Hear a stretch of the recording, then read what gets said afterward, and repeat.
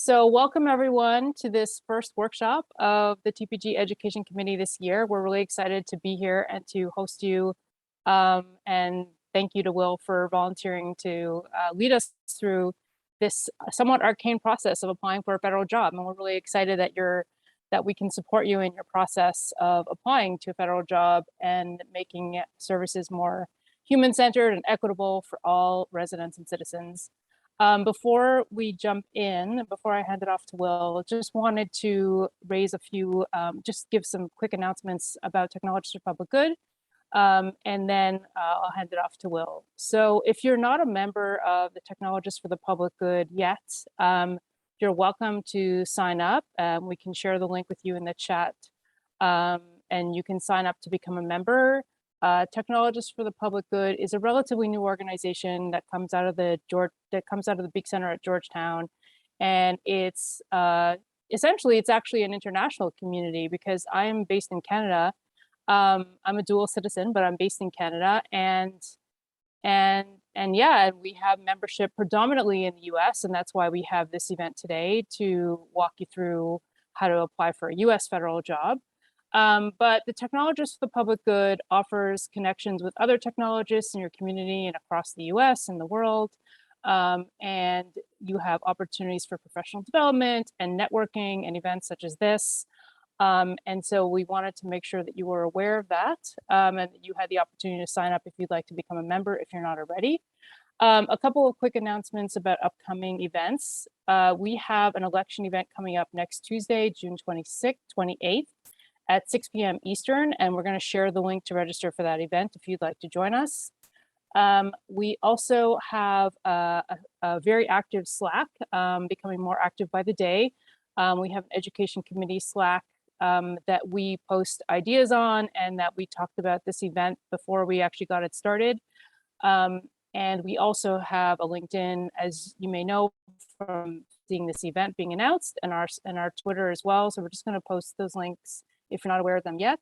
And we'd love to have you help us brainstorm other events if you're interested. If there's something that's of interest to you and there's a particular process you want to talk about or something that just grabs you and you're passionate about, please let us know. We'd love to hear from you. We'd love to have you volunteer with us on a one-off basis, on a regular basis, or so on. We have an upcoming event in July, on July 12th, that's a panel discussion. And it's going to be about various fellowship programs in the US that talk about civic tech fellowships and placements. And that's going to be about lessons learned and success stories and so on. We're going to have more announcements about that event later this week and next, so keep your eye out for that. And yeah, I think that's it. Actually, there's two other things. If you are applying for the Presidential Innovation Fellowship Program, this event isn't officially associated with it, but we just thought because the applications are due on June 24th, we thought we would be able to sneak this in to help you out with that process if you're having difficulty with it. But keep in mind that there's also two other info sessions if you haven't been able to attend other prior ones. One of them is June 23rd from 1 to 1:45, and the next one is June 23rd from 2 to 2:45. So just wanted you to be aware that if for some reason a friend of yours who was intending to come tonight wasn't able to make it, or what have you, you want to attend a PIF specific session, those sessions are available to you as well. And we're just going to post those links in the chat. And now I think that's it from us in terms of announcements. So I'll hand it off to Will. Thank you so much, Will, for volunteering to take your time out of your busy schedule to do this. We really appreciate it. And I'll hand it off to you now. Okay, great. Well, thanks, everyone. I'm glad to see everyone here. We're going to talk tonight through a variety of questions. And at any point, I want people to feel very willing to speak up in chat and just note something. I may continue my current thought while you have that question in chat, but I will circle back to it immediately. This is intended to be a session in response to your needs, not in response to what I think you need to know, but in response to what questions you actually have. So keep all those questions coming. There is no question that is too silly or foolish, or, you know, this session is for people that have never heard of federal hiring before, approaching it from the complete start. So there's really no question that you don't want to ask. And in fact, any question you do ask will be good guidance for us to improve these materials in the future, so that ideally people don't need to ask the same question once again, or we can add to the guidance that's out there. So with that, I'm going to start sharing. I'm first going to share the Presidential Innovation Fellows apply page and just a little bit from that. But I need to be made a co-host. We should have checked that beforehand. Sorry. Please give me the power. Sorry, Will. Yes. All good. Yes. 1 second. There you go. All right. There we go. I'm the co-host now. Share screen. Share this. All right. Do folks see the Presidential Innovation Fellows apply screen? Yep. Awesome. Okay. So let me also pull the chat up now that I've done that. I see some yeses. Perfect. Thank you. So what this says is that federal hiring requires that your resume must explicitly reflect the minimum qualifications cited in the job posting. More information can be found here. Detail is encouraged. And the first point I want to make is that nothing about this process is hidden. It's just buried amongst a lot of other detail that's hard necessarily to find. And I have a little bit of experience in that. I was able to join 18F because I wrote a really fun federal resume back in 2015. I hired people at 18F for multiple roles as a leader there. I'm still involved in some work that involves federal hiring, but just to be totally clear, I am speaking here personally, not on behalf of any organization, certainly not on behalf of GSA where I used to work or where I work today. So by all means, ask all the questions, but nothing I'm saying here is policy, and the guidance of what you see on these pages will be much more useful in the long-term way in terms of something unwritten, something in writing that you can refer to. So I wanted to first point out this statement on Presidential Innovation Fellows is exactly what we're saying. Your resume needs to have the minimum qualifications, which might lead to questions like, what are qualifications and what are minimum qualifications? And that's also defined here on the PIF page. So only applicants whose resumes reflect at least 1 year's experience of these minimum qualifications listed in the posting will be considered. And then it tells you exactly what we're looking for. To qualify for this role, you need 1 year of experience. Experience is this stuff. And when we talk about making a federal resume, what we really mean is having a resume that has the evidence that the job posting says, we want this. So when the posting says, we want people that have experience doing X, Y, Z, it is for you to say, I've done X, Y, Z. Usually because of other requirements, like you can think totally fairly. Let's say that you'd had a job for a week that involved, doing product leadership. Well, doing that job for a week is probably not enough to give you real experience doing product leadership such that you could apply to another job. So the government has said, well, we want to see at least 52 weeks, at least a year's of experience of doing this stuff. So that's where this 1 year's experience comes from. It's the time that was chosen to say, you need to show us you've been doing this for at least this much time to be found qualified. And that's why we talk about the number of hours per week that you worked, because if you have a year of full-time work, well, that's equal to 2 years of half-time work or 4 years of quarter-time work. It all is just math. Just have you worked enough hours doing the kind of thing we're looking for? And the people that are evaluating this, oftentimes, but not always, they may not be from this area. So they may, when this says product leadership, and you say, like, I was a Scrum Master or something like that. Well, none of these terms, the word Scrum Master doesn't appear here. So even though for a lot of us, it might be that there's some real overlaps, and they're not the same thing to be clear, but there's some overlaps between product management and Scrum Mastering. If you were to say, I was a Scrum Master, that doesn't count as evidence against this stuff unless the person that's doing the review has the knowledge to connect that in their brain. And they may not have that. And so when we talk about making a federal resume, what we really mean is just being really literal and saying, here's how my past experience demonstrates the stuff that you're looking for. There are no hidden criteria for federal job postings.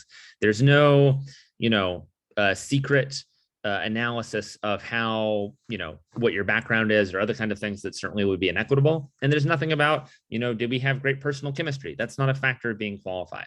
Qualifications are just, have you done the stuff that you need to be qualified for this? I am continuously surprised at how many people will apply to a job that don't have those base qualifications. And it might be because it's very easy to apply to lots of jobs in the federal space. You can pretty quickly, choose a resume, submit your resume. So it's pretty easy for someone to get out 20 applications relatively quickly. But they may not have read those announcements. And so it actually, even though you might think, well, everyone, if you're saying the answer's here, well, then everyone that applies is going to have that stuff. That is not the case. And so spelling it out actually does help save a lot of time. Something else I want to point out, we talk about the term federal resume here. There is nothing in policy or in official regulation about the term federal resume. That's not an official title. Many people's private sector resumes or standard resumes could also work perfectly well as a federal resume. What we usually mean when we talk about federal resumes is that there's just a higher bar of how explicit you need to be. And that's different than length. You don't need to write a lot of stuff just to be explicit in response to the components of the posting. What I want to point out here are some of the things. This is all on the Public USA Jobs FAQ page, and I'll put that link in the chat right now. The job posting will have the duties and the qualifications, how to apply, and how you'll be evaluated. And these are going to tell you exactly how the job application process works. They may do so with a lot of unfamiliar wording, but there's nothing that will be hidden. This will tell you exactly how the application process works. And so usually there'll be something saying under how you'll be evaluated, we're going to check your resume against the qualifications. So the most important thing is to look at those qualifications and then say, okay, my job is to show someone in my experience how I align with and meet those qualifications. And then there's a lot of other suggestions here about, contact info, the date, the hours, the level of experience, things like that, just so that people know, oh yeah, this job was a 40-hour-a-week job. And by doing all those things explicitly, you can make sure that someone will respect and understand the experience that you have. So let's look at some example resumes. This is a job posting for product manager at the NGA, the National Geospatial Intelligence Agency. And I want to jump down to this section here called qualifications. And these are job openings that are currently posted that I just picked 10 minutes before the session. So you can see the qualification criteria here. Applicants need to meet the mandatory qualification criteria. Online resumes must demonstrate by providing specific examples and results in response to the mandatory criteria. This kind of feels like it's saying the same thing 3 times in a row, but it's just saying you need to show us how you're qualified. And here are the specific criteria. A demonstrated product manager, product owner experience for large or complex agile project development efforts. So that means you need to show you were a product manager or a product owner that got the experience on a large or complex. So when I say large or complex, what does that mean? Maybe that's defined somewhere else in this posting, but you need to have something that says, here's it was large and here's why it was large. What is the definition of complex? I'm not sure about that either, but you might want to say, hey, my project was complex and here is why. And we have the term agile here. So you might use the term, this was an iterative project, or, we used different forms of some of the agile methodologies out there. You probably want to use the term agile because the term agile is the thing that they were looking for, or what they're evaluating. Product development efforts. So all those individual components are important. And then we have experiencing developing product vision and or roadmaps. This doesn't mean you have to actually apply with a product vision and or a roadmap. That's a different, that would be like an artifact that you're being asked for. But you just need to say, hey, I've done this. I've developed product vision statements. I've developed roadmaps. And you should talk about how you balance the customer business needs. So just make it really easy to demonstrate those things. This is important because the government really wants to be fair. All of these come from the idea of fairness and treating everyone equally. And if we got, I think for many parties in government hiring, if I start making, logical leaps of logic and I go, well, they said this word, so I can assume they meant this thing. Well, how do you do that consistently? How do you do that fairly? It is possible to do that. That is possible in federal hiring to make inferences. But when we talk about federal resumes, what we really mean is removing the need to do that so that someone knows, here's how I know that this person is qualified. Julie asks, is the idea that we're somehow weaving to the resume the explicit terms from the posting? So you don't want to copy and paste this whole thing. I wouldn't say I was a product manager for a larger complex product development effort. Not those things. But you should think of these pieces as things that you should demonstrate. And it is totally appropriate to demonstrate them using the same words. So I think that, yes, the explicit terms are important to use. You can use other words as well to demonstrate that. I mean, your resume will eventually be read by someone that does this kind of work, that's looking to hire you as a product manager onto their product manager team, for example. So you also are talking to that person, but for the purposes of qualification, your intent is just to show very literally, here's how I know that I'm qualified. Jennifer says, I'm understanding that we may want to envision that the people reviewing it won't have any ability to make connections to expertise in the field. Yes, that is the thing at hand. Sometimes they will, and if so, the job posting will announce that. Let me actually give you an example of that. So this was a customer experience strategist posting that was open in 2020. And this one said, here are the qualifications. We're looking for these 4 things: adaptive leadership, CX strategy, managing customer experience implementation, and applying human-centered design practices. And then it said down here how you'll be evaluated. Subject matter experts will review the first 3 pages of your resume and a portfolio in this instance to determine your technical qualifications. So in this instance, it is subject matter experts or people that are in the field of CX that are doing this, and they would be, it'd be fair to assume, more equipped to kind of show those things. But even then, you want to make it really easy for them to go, okay, here's the adaptive leadership, here's the CX strategy, here's the implementation, here's applying HCD practices. But in this instance, I could definitely imagine that if someone talked about, designing for users and doing user research, the SMEs would know, oh, they can link that to human-centered design. But someone else that maybe doesn't have that background maybe would not be so equipped. So if you have a resume that's full of the term user-centered design, it might be worth changing that term to human. So it's exactly that. You can't assume that people do that. And that's partly because a lot of these resumes get that first screening from someone in HR, and that person in HR is oftentimes going through a lot of people that are nowhere near qualified for the position. People that are applying to everything maybe that has a keyword, or every posting that's in a geographic area that they want. That happens sometimes. There are folks that really want to work at a certain agency, so they'll just apply to every job that agency might have. That's not most applicants, but it is possible. And so you want to make that person that is doing that first review of the resume, their job, as easy as possible here. Let's go back to our NGA example. Then there's an education requirement. And then there is, in addition to mandatory qualifications, experience in the following is desired. So these are all things that you could also identify, but the key thing for that base qualification is these 3 things here. And then down here under how you'll be evaluated, it says the first step, all applicants are evaluated using the mandatory qualification criteria. That's that first resume review. Then NGA sends you to that panel of experts. Then there's an interview process. But the first thing you have to pass is that resume review before there are other types of assessments. Let's look at this one other example. This is a business product manager at FDA. This is another one I pulled up 10 minutes before the session. And here the qualifications say you need that 1 year. We talked about that 1 year before. You want to demonstrate that you've been doing it for a year, so because a week doesn't count. So they have that year cut off.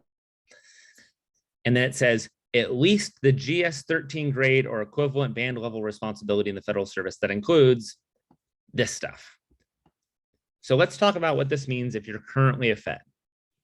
If you're currently a Fed and you're a GS-11, you might be doing this type of work, but it won't be able to qualify you unless you're actually a GS-13. So if you think you're a GS-11 and you're doing GS-13 level work, that's something to handle via something called a desk audit. If you're applying from outside the government, though, outside government positions don't clearly equate to GS levels. So it's for you to show, oh yeah, I was developing business strategies and plans, and I was developing product vision roadmaps, goals, timelines. The answer key is on the posting about the skill sets that folks are looking to. And then you can see much more defined here about time and grade. And then there's some language here in this job announcement that I think is relevant. Please be clear and specific. We will not make assumptions regarding your experience. Please provide the exact dates. And that's because they want to be able to go, oh yeah, I knew this person was here for a year. Or let's say that you know someone at the agency and they want to be able to show later that they were impartial. If you demonstrate it so that they don't have to make assumptions, you make everyone's job a little bit easier. But it does add burden on you. This is not a user-centered process, and I absolutely understand that. So let's move on to some of the other recommendations that we have here. This is the TTS Preparing Your Resume Guide. I will also link that down here in the chat. So one thing relevant for these resumes is that they are sometimes very long. You will not be punished. There's no downside to making a resume pretty long, unless the resume, like that announcement I showed you a moment ago, says we're only going to review the first 3 pages. And if so, well, then you need to make sure those 3 pages have what you need. But otherwise, if you're not certain, or you think there's lots of components of a job that might contribute to you being qualified, it's okay to include all those components. You are adding more length for the time it'll take for everyone to get reviewed, but if it helps you make a better case, do that. The big thing I would point out, though, is that detail for the sake of detail is not helpful. It's not about spelling out every component of every job. I had a job where I was, the head of a work group, and I did training, and I did recruiting, and I did interviewing, and I was an auditor when I flew to customer sites and checked out their work. I could have talked about all 5 of those things in detail, but if only one of them is relevant to the qualifications, that's the only one you need to spell out. So detail for the sake of detail is not as relevant or not as useful. And then if you can, yes. Oh, sorry, I just had a related question for you. So I understand that, length isn't an issue and you want to include things that are relevant, but if something says we want 8 to 10 bullet points on X, can you go above that if the detail you believe you're including is relevant? And I also understand that you don't need to be a stickler to format, but when they say 8 to 10 specifically, isn't it best to follow that rule? So this is a general recommendation. This lists 8 to 10 bullet points about your responsibilities and accomplishments. I think they're saying this because generally, once you've done this, you've probably given enough stuff. Usually, you're not going to need to go beyond this point, but you can if you think you need to. There's not a requirement to stick within this. And only if the announcement says, we're going to stop reading after the 8th bullet point, which I've never heard of an announcement saying that, but it could, that would be when there's actually a limit. But it's linked for this. I have seen resumes that are 60 pages plus. I will tell you, they do not fare any better. This is public data that I can say. They do not fare any better than a shorter resume.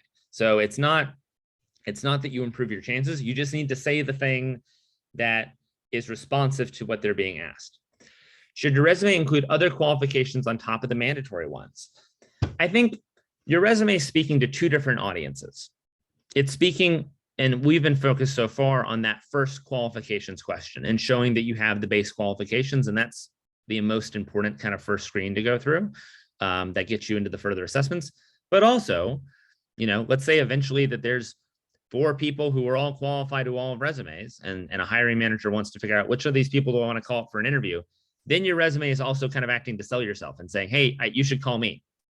If there's 4 of you who are found qualified, who are all equal in the kind of the way that federal hiring works, the hiring manager might kind of look through the resumes and go, I'm going to call these 2 people, or I'll call these 3. Then your resume is also kind of acting as a selling statement to kind of show off your abilities and your knowledge. And then I think it certainly behooves you to be a little bit shorter.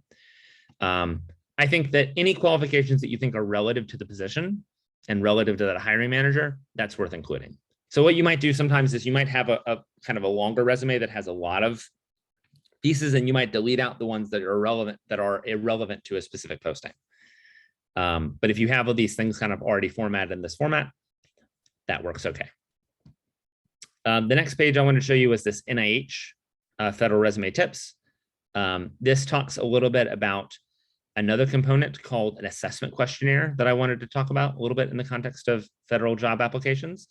So you might fill out, you might submit your resume, and then you might be sent a question, or you might, and the next part of the process, it might say, hey, here are the qualifications. There are these 4 things. Do you have these 4 things? Yes, no, yes, no, yes, no. Well, the job announcement said, we need people with all 4 of these. And you're being asked, do I have all 4 of these? If you say no, you will be screening yourself out. And that's a good check just to make sure, did you really read the qualifications? And I think there's some people that maybe make it to that stage. They haven't gone back and read. And they go, oh, wait, I'm not. They say no on something and then they're found unqualified. So that questionnaire, it's important to be able to say, okay, here's the background I have and here's the background I don't. The questionnaire can be used in other parts of federal hiring as well in terms of figuring out if you're best qualified versus qualified. And there's that's something else that I would suggest you Google. It's not the focus of this presentation today, but it's important to be honest about the background that you have, but also not to shortchange yourself about the experience that you have. But the other point I want to make here is that, like, you can see a lot of this information is the same from these various sources. And so you can look at a variety of sources and kind of get common information. The things like don't have a photograph or video of yourself, that information is not relevant. Okay, other components here that we want to have. We talk about metrics, we talk about keywords with action verbs. Don't be modest. You will win nothing for being modest in this process. Go on and fully brag on yourself. The people that are reviewing these resumes know that the purpose of the resume is to show you have qualifications. Humility, I have never seen listed as a federal job qualification. So the purpose of this, you want to show off all the abilities that you have, and then you can demonstrate your self-knowledge, maybe in an interview or things like that. We know that some types of people are more likely to be more self-effacing or self-praising than others. So we want everyone, or I think I would suggest that everyone should be brag on yourself as much as the facts allow. And that will help you show that you have the skill set you're looking for. Exactly, loud and proud. And then finally, I wanted to show this reference. This is from a content designer at 18F on writing a federal resume. And this, a lot of the content it's going to hear is going to be very, very, very redundant to the things that I've been saying.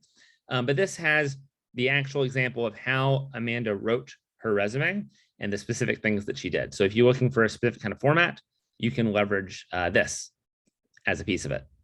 Some federal agencies do check references. Some may not. The most important thing is saying, here are the qualifications I have and how they're reflective of the role that exists. And then there's other information out there, like here's what the archives has about their federal resume guide. Another thing to remember here, the qualifications that you may see for these roles are not always determined by the manager that's doing the hiring. There's an idea sometimes, and I'll leave this one pulled up because I like Amanda's page. There's an idea sometimes that because federal jobs have to be posted in certain categories. So we'll look at this posting, for example. This is the business product manager at FDA. This is in the job family 0301, miscellaneous administration and program. There are no default requirements for 0301. There are others you might see like 2210, and the Office of Personnel Management has defined for different job series qualification standards. And this means that some agencies will include in a posting for a 2210, which is like an IT specialist kind of role. They will say, hey, you need to have attention to detail because that's something on the 2210 list. How do you demonstrate attention to detail in a resume, you ask? That is a very fair question. But then you just want to say, here's a posting where I had to be detail oriented, where I had to demonstrate that. So you can kind of demonstrate that link. But just remember, it's not always the qualifications that you see are sometimes tied to what is being deemed bureaucratically necessary for the posting to work, not necessarily tied to the job. And it's something you can ask the hiring manager about in the future. Another component of that is the title. So you can see that this says business product manager. Well, I'm so glad to see the term product manager in a job posting. I'm also glad to see this product manager in a job posting. It's also very possible that someone will post on LinkedIn and say, we're hiring product managers. And then you click the button and it says hiring IT specialists. Well, that's because that agency is saying, well, you know, officially, the official paperwork says that this is an IT specialist. So I guess we're going to put that in the job announcement. Agencies can use terms like product manager in job announcements just fine, but some agencies may not do that. So I would pay attention to the words that you see in the recruiting posting and what you see on LinkedIn, what you see on Twitter, wherever the posting is. Don't necessarily take the title up here as the guide. Instead, I would really look at the summary job description and the job duties and to go, does this align with what I want? And all these things have been vetted and are already kind of all written up.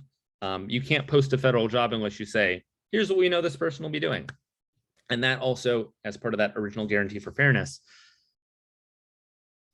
that when we say upfront, here's what the duties are, it means everyone can kind of be evaluated equally once they're on the job. A lot of these processes are built in to try to avoid any type of favoritism. The other thing you're doing when you're writing all this is, let's say that there is a subject matter expert, someone that is in this field that's doing this resume review. Well, they may be able to be equipped to kind of make that leap of logic or make that logical inference based on something that you posted. But the more explicit you make it, the more easier it is for someone in HR who's checking their work and making sure it's good to go, okay, that looks good. So that is the very fast version through this. You'll note I'm showing you a lot of things that all kind of say the same stuff over and over again. But that's because the basic lessons of that straightest possible line and just being really clear and using the detail that you need, those apply universally. On Amanda's note about the throughout the formatting, I think formatting is fine. Some federal systems might strip it, but if you have your resume in a PDF format, I just wouldn't pick a super fancy font because some federal machines don't have the fancy fonts in there. A question: if you email a federal hiring manager while a job is open, can they respond to one person's questions? Some governments do not allow that. No, I would not suggest doing that typically. Every job posting should have a specific email address that you can ping. So it looks like here, this is recruitment@nga.mil. This one will have down here, where's the how to apply? There should be a, yeah. So here's the help desk as to who you can email for questions that you have. If you do ask those questions, I would do so in a public forum so there can't be any kind of fear that, you're getting help that no one else is getting. So I think like responding to a tweet with a question, if someone's saying, hey, my team is hiring, reply all on the tweet, that might work better than DMing, for example. And don't use columns because systems will read them straight down. Yes, that can happen sometimes for sure. That's we go back to the benefit of PDF. There is in USA Jobs, there is a resume builder tool. You can put your resume and experience in that resume builder, or you can have your own kind of PDF that you format. Both of them are totally valid options. I've seen the HES systems take even PDFs and they just go straight across in the PDF. They don't respect the columns. Like if you have information, you know what I mean? Mm-hmm. Yeah, I have not seen that, but I do not doubt you that they will kind of take and in an attempt to turn everything into a common format. I'm sure, or here's a guess. I'm guessing that sometime in the past, whatever that system was, they said we're gonna remove the bias of differently formatted resumes. So we'll just export everything and put it all into a common format, and thus got the formatting all messed up. That definitely could have happened. So that's the benefit of using some of those standard job posting formats, but you should be able to apply with whatever format you want. What other questions do we have? I hope the information is not that complex, although it is a little bit strange.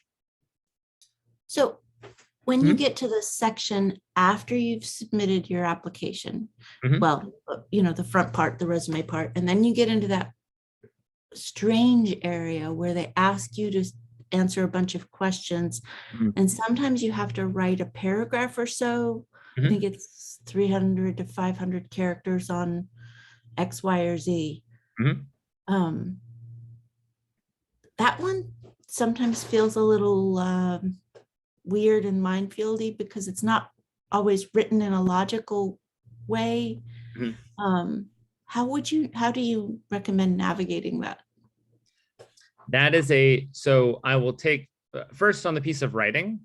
I think that how that writing assessment works should be very clearly explained in the job posting. And I think the task is to be responsive to the prompt and to just demonstrate that you have the skill set of writing for that kind of writing assessment. If it's a work sample, your task is just to show, yes, I've done this work. here's the past example of me doing it in a straightforward way. On some of those questions in the odd way that they're worded, I think that happens sometimes when it might be that the team that's doing the hiring and the HR person that's maybe helping to put together the thing, they're not maybe communicating in the best possible way. And so some things are getting garbled or maybe a little bit lost in translation. That can definitely happen.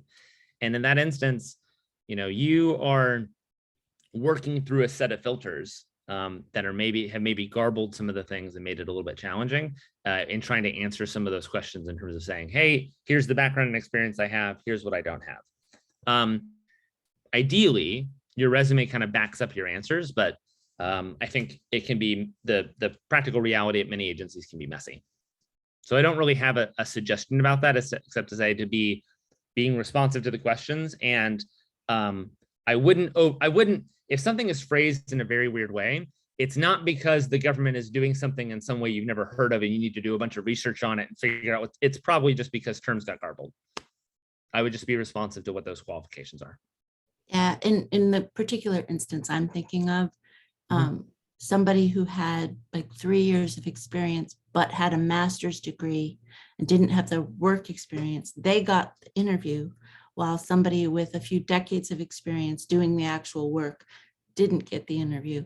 So I think that like maybe the way things are written, if people don't understand it, they must just fall back on the old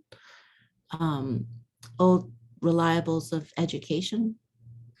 I don't know. It might be that they say, it could be that it really will depend on what the posting says. Usually there's ways of qualifying via education or via experience or via a combination of both.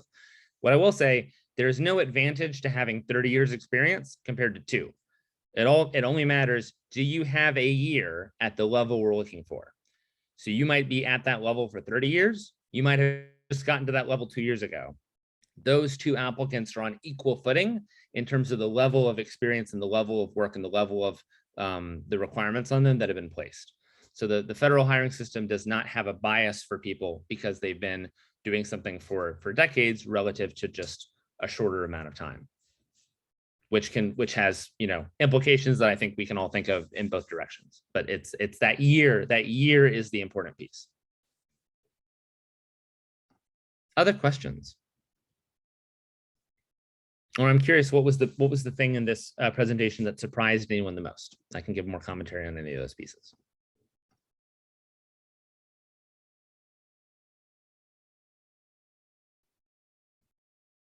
Okay, well, I think this is the very short version of what a federal resume is. We're going to have I think we've put most of these links in here. And I think, the work is continuing to ideally have more resumes being evaluated by experts in the field, but this is the content. And this is what you can do to be helpful to the hiring managers that want to hire you. There are people in the government that want to hire you and want your skill sets, but they can't do this part of the work for you. They can't, if you're new to federal hiring and you are not used to this format, you're working, there might be other federal employees that are applying that are very used to this. And so it's on you to be able to demonstrate and just be responsive to the posting as it's worded. But the answer key is not hidden. It's right in front of you. It's just for us to be responsive to it. Okay, I'll hand it back off to the organizing team. Thanks, Will. I just wanted to let people know that if they came in late, we're gonna have a recording available. So I'll hand it off to Josh in a sec, but just want to let you know we're sharing the recording and we're going to share the chat if there's a link that you missed. Okay, so just be aware of that before you jump off. Just want to let you know that these resources will be available to you in the future. Josh, take it away. Yeah, thank you to Will so much for the really excellent walkthrough of all those resources, and thank you to everybody who showed up. We did post a link to where folks can join Technologists for the Public Good. If you are not a member, please join. It's free. We would love to have you. We're putting together a lot more events like this over the coming months. And we want to know what you want to learn about, what you have to contribute in discussions like this, ideas you have for things that we could do, things that you yourself could bring. things that you want to talk about and educate fellow technologists for public good about. And that's something that we're really trying to build out is a conversation in the community about what we all want to learn and what we all can teach one another. Also, the TPG board elections are coming up next Tuesday, and the link will be posted in the chat. Please show up and vote if you have the time, the interest. And also, finally, from Shira and myself, like, we have a Slack channel for the education committee, which is what we are both a part of. And our remit is to help find resources and organize discussions and workshops and panels, much like this one. So if you found this informative, you have ideas for things, please come. We would love to hear your ideas, love to get your help organizing more events like this. So with that, I think probably leave it off for the evening, but thanks so much again to Will, and thanks to everybody who showed up and asked questions. This was really fun and really informative. Yeah, thanks everyone. And now you get 15 minutes back in your evening. Have a great night. Take care.